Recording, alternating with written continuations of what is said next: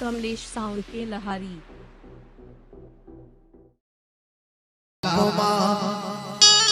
कमलेश के डीजे मां नाचा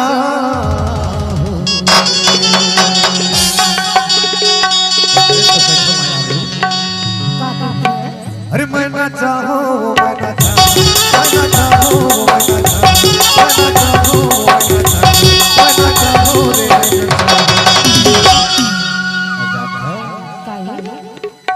तबला के थाप मसागा माला मखमल के डीजे नाचा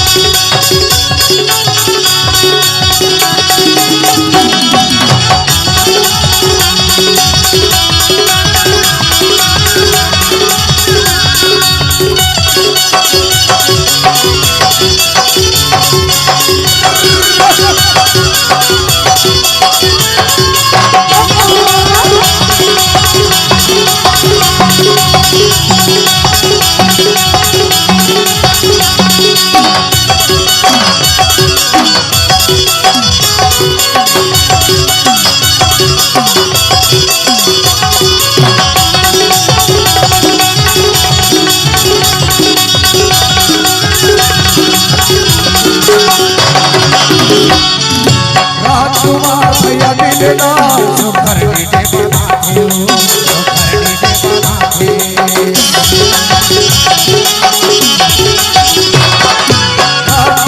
भैया दिलना सुखर डीजे बनाते हो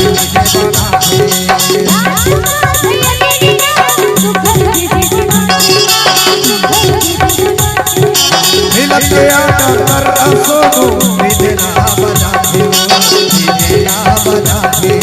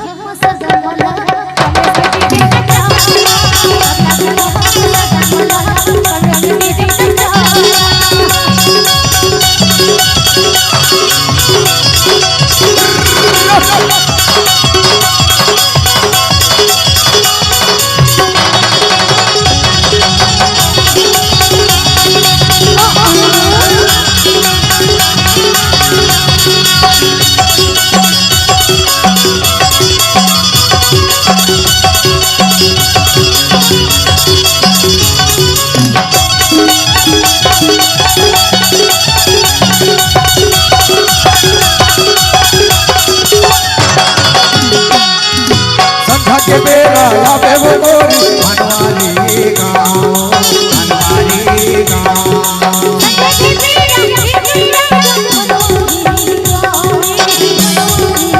संध्या के बेरा आवे वो गोरी मनवाली गाँव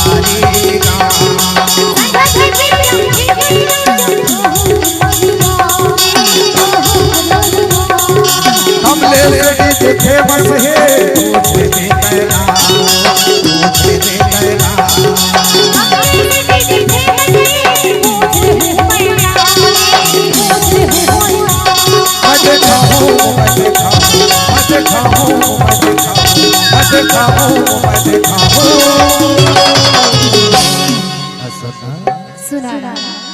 तबला के थाप मसागा माला मखमल